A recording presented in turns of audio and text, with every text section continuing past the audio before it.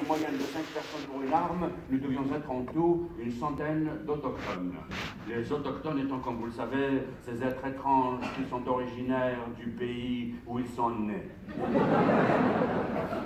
Dès que la nouvelle s'était répandue, les propriétaires des armes menacées les enveloppèrent dans des couvertures et les enterrèrent dans leur jardin. Dans ma petite tête d'enfant, les Français étaient une entité abstraite.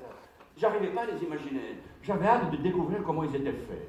Une vieille légende disait qu'ils avaient une crête de coq sur la tête et des pieds noirs.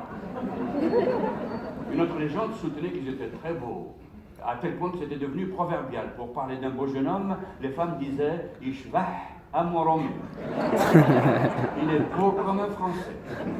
Mais en même temps, dans notre imaginaire, il n'était pas tout à fait humain. Ainsi, quand je refusais d'aller au lit, ma mère n'évoquait pas le loup pour me faire peur, mais me disait « Ralph Sotora, moi je disais qu'il bitchoh.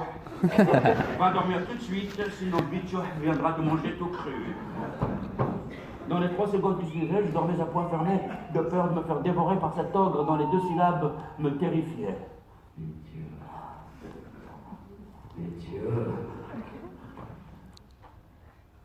Bitchoh était la lente dégradation phonétique kabyle de Bugeaud.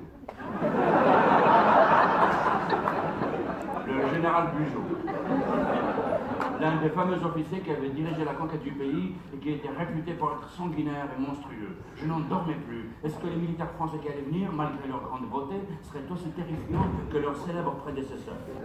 Le jour dit, les adultes les attendaient avec inquiétude et nous les enfants avec impatience. Dès le lever du soleil, nous avions guetté le chemin qui serpentait jusqu'à notre village. Il neigeait depuis plusieurs jours. Nos chairs étaient tourmentées par le zèph. Nous sommes restés une journée entière à attendre, tremblant de froid, morts de faim, trépignant d'impatience, et fin d'après-midi, pas l'ombre d'un roumi à l'horizon. Nous étions en plein mois de Ramadan.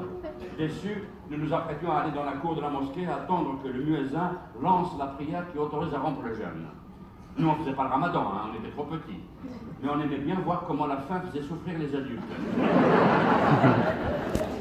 Ça les rendait livides et très agressifs.